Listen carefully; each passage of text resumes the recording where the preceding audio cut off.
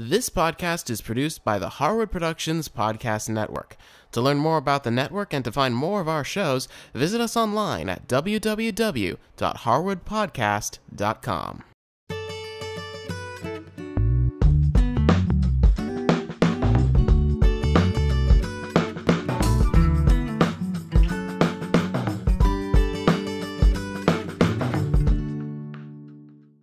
Hi, I'm Cindy Harris, and in this episode I have another whoopie pie recipe for you. These are oatmeal whoopie pies.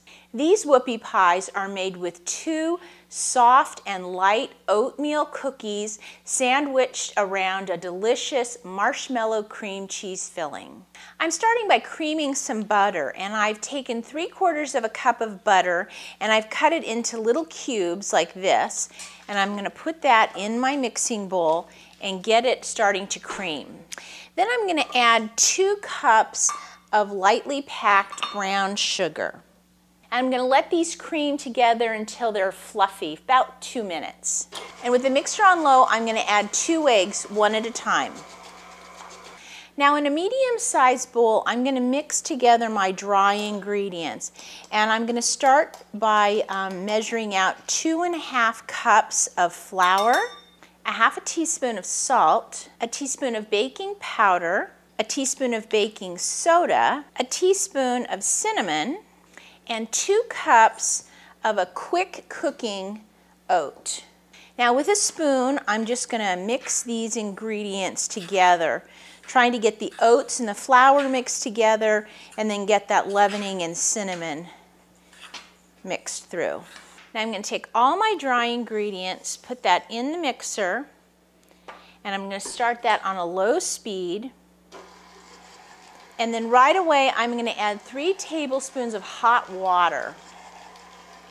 And I'm going to let this beat just until everything comes together. That's about it. Now I'm going to do one final mix down on the dough here. And then it's time to scoop these cookies out.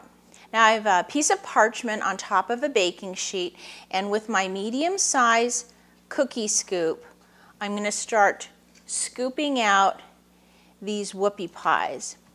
Now I'm only going to do about 6 to 8 of these per sheet. For each whoopie pie, we have to have a top and a bottom. So it looks like I'll do about 8 scoops on this sheet. Now I've preheated my oven to 350 degrees and I'm going to bake these for about 11 minutes. Now you can see when these are done, you just start to get a little bit of browning on the very edges, but we do want to get these off the baking sheet and get them to start cooling. Now every whoopie pie needs a great creamy filling. So for this, in my mixer with my whisk attachment, I've cubed up 4 tablespoons of butter and 2 ounces of cream cheese. And I'm going to whisk those together till they're nice and fluffy. Now I'm going to add 1/3 of a cup of marshmallow fluff, and that's like a creamy marshmallow. It's very sticky. And I'm going to add that to my butter and cream cheese. Then I'm going to add 1 teaspoon of vanilla. Then I'm going to turn the mixer off and add 2/3 of a cup of powdered sugar. And I'm not bothering to sift it or anything like that. And then I want to whisk this all together. Now with this filling, the powdered sugar kind of sprays against the side of the bowl, so I'm going to stop it midway and scrape it down, and then go ahead and let it whisk for about 2 minutes. Now I like to transfer the filling into a smaller bowl. I find it makes it a little bit easier when I go to fill the whoopie pies.